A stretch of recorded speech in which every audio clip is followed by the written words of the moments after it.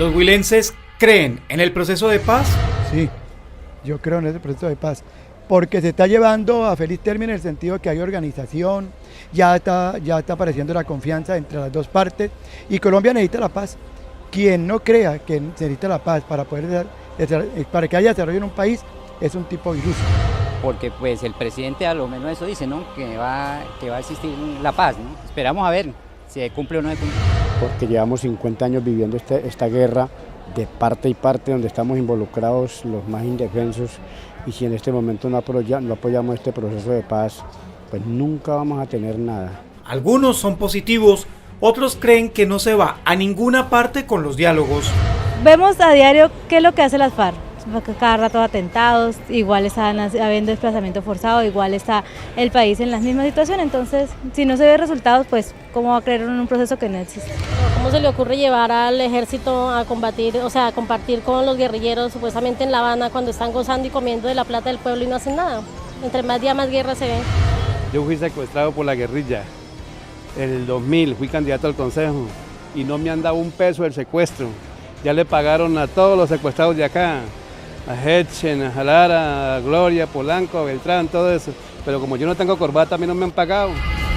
El 4 de septiembre de 2012, el actual presidente de Colombia, Juan Manuel Santos, inició un proceso de acercamiento con las FARC para ponerle fin al conflicto.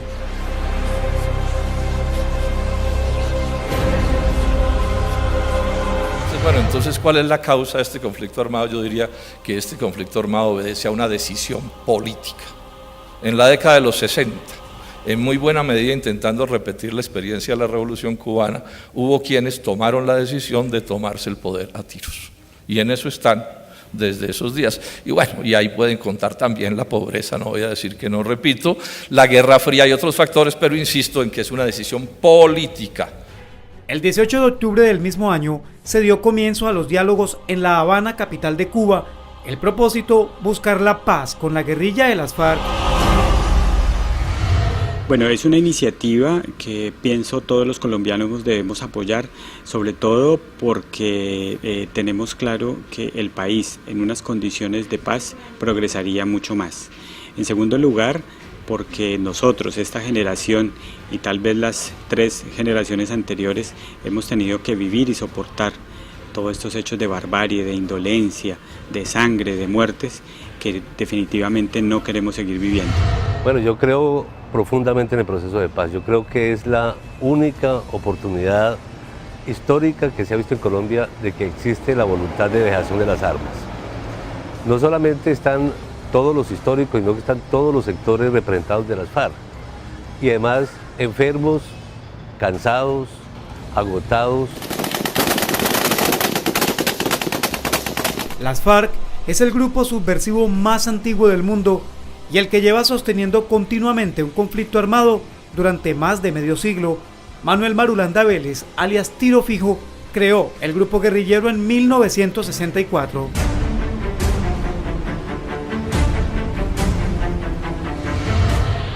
Esas primeras líneas permiten que después se convoque a la primera conferencia nacional guerrillera constitutiva de las FARC. A las FARC se le atribuyen secuestros, masacres, atentados terroristas, asesinatos y diversos delitos que afectan los derechos humanos de los colombianos.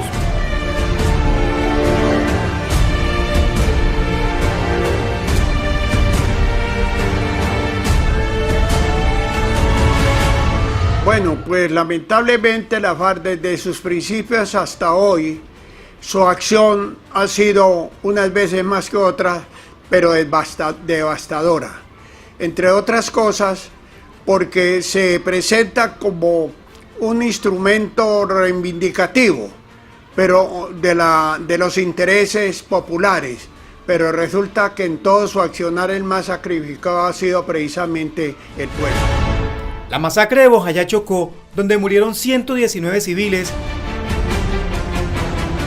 El atentado al Club El Nogal, donde perdieron la vida 36 personas y 200 quedaron heridas.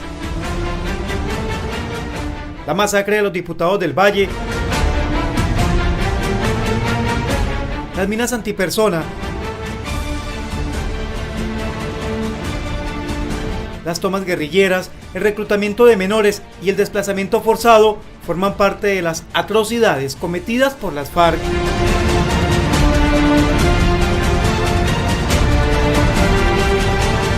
Bueno, yo creo que de las atrocidades, lo de Oaxaca fue una masacre grande.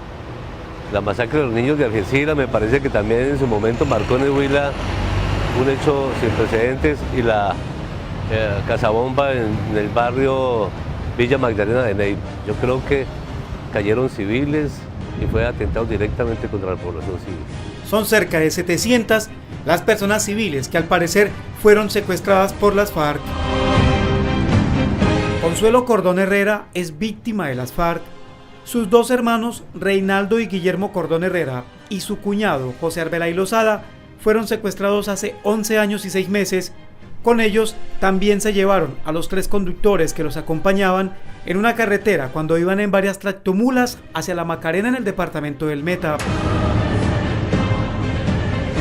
Por ser precisamente hermana de los Cordón Herrera, secuestrados hace ya 11 años y 6 meses, creo que hay muchas cosas que faltan y se deben de exigir para bien de esas personas que tanto necesitan y que todavía, y nosotros, los familiares, necesitamos saber de ellos. Consuelo Cordón Herrera no cree en el proceso de paz. En ciertas cosas no creo, precisamente porque el primer paso debió haber sido de parte del gobierno, de parte de las directivas, de los que han tenido esa oportunidad de estar allá en La Habana, haber pedido primero la información o la manera de cómo saber de los secuestrados que quedan todavía en la selva, de las personas que necesitan tanto de ese apoyo y de esa ayuda. Los diálogos de paz llevan cerca de 24 meses. La política de desarrollo agrario, la participación de las FARC en política, el fin del conflicto armado, la solución al problema de las drogas ilícitas, la reparación a las víctimas y el mecanismo de refrendación de los acuerdos son los puntos que se discuten en los diálogos de La Habana. El proceso de paz y los diálogos que se están adelantando en La Habana, Cuba, es la mejor posibilidad en los últimos 70 años que tenemos los colombianos para llegar a un acuerdo que nos dé el cese del conflicto. Bueno, la verdad que es bien importante y es de anotar que es un gran avance el que se ha dado en lograr que el gobierno y la guerrilla de las FARC se sienten en una mesa a dialogar. Hemos visto cómo procesos anteriores o se han hecho miles de intentos, pero no se ha logrado nada y consideramos que hasta el momento se han debatido varios temas, varios puntos, continúan las dos partes sentadas en la mesa y pues es un gran logro y obviamente lo que queremos los colombianos es la paz y esperamos que así se nos dé. Paz para mí significa justicia social, respeto, convivencia, perdón, arrepentimiento de los errores. Yo no creo en alguien que sea tras el ladrón bufón, comete el error y además haga alarde que lo que hizo es bien. Yo creo en una persona que tenga la nobleza de decir me equivoqué, me arrepiento y cuando hay arrepentimiento habrá perdón y habiendo perdón tiene que haber propósito de enmienda para que la persona empiece un mundo nuevo y así creemos en que la persona, si ha sido ayer mala, hoy puede ser recta y buena y así creemos en ella. Pero el proceso de paz también tiene enemigos. Claro que sí, tiene enemigos. Esto está enmarcado en un contexto político y mientras exista este contexto político tendrá enemigos el proceso de paz. Aquí estamos hablando de una ultraderecha, estamos hablando de un sector que tiene algunos vínculos con militares retirados, pues no, digamos que no es... no estoy cometiendo ningún error a decir que en este proceso hay un enemigo grande que se llama el expresidente Álvaro Uribe Vélez y hoy como grupo político el Centro Democrático. Yo pienso que tener enemigos no es malo cuando se está adelantando un proceso como estos. Esto de pronto da luces, de pronto la misma presión de Centro Democrático ha ayudado o ha aportado para que se enderecen algunos aspectos de esta negociación. ¿Por qué la gente califica enemigos a los que piensan distinto? Si así se habla, pues de una vez es un discurso violento. A mí no me gustan los calificativos, que un partido quiera abrogarse que el derecho a la paz, o un grupo político o social o incluso religioso, no. Yo pienso que la paz debe ser un tema para discutirlo, analizarlo y también que se permite el disenso, porque si no entonces no hay democracia, si se impone un solo criterio no hay democracia. el proceso de paz tiene enemigos y se han hecho manifiestos. Aquí las tendencias del centro democrático han buscado con mucha fuerza que se rompan los diálogos de paz. Lo que pasa es que cuando hay procesos como este, que es bien difícil, cuando hay tantos odios como los que pueda tener el expresidente Álvaro Uribe por el hecho de que las FARC le mataron a su papá, pues surgen voces que se hacen escuchar a nivel del país y entonces uno diría que son enemigos, pero ¿hasta qué punto realmente se puede tener como enemigo a alguien que vivió en carne propia y sufrió el asesinato de su papá, para mencionar solo el caso de Álvaro Uribe, sin mencionar otros casos en el país en donde han muerto inocentes a manos de la guerrilla? Pero enemigos agazapados que los ha tenido, una extrema derecha que no cree y que no le conviene el proceso de paz. Hay traficantes de armas que están interesados en persistir en la guerra, están militares que pierden oportunidades. En fin, yo creo que tiene contradictores muchos, pero enemigos también demasiados. ¿Y si se firmara un cese al fuego, qué se avecina para Colombia en los posacuerdos? Pues uno de los aspectos que debería tener en cuenta el posconflicto es no crear expectativas en relación a subsidios que se puedan entregar a los desmovilizados. Me explico. Cuando se desmovilizaron los paramilitares se les colocó un sueldo, una expectativa económica mensual, y cuando el gobierno dejó de pagarles esto, ellos se volvieron delincuentes. Pienso que debe tener mucho cuidado el gobierno a la hora de establecer los beneficios para quienes dejen las armas. Las víctimas es un elemento fundamental para la reconciliación, donde se entre a desnudar y se llegue al perdón.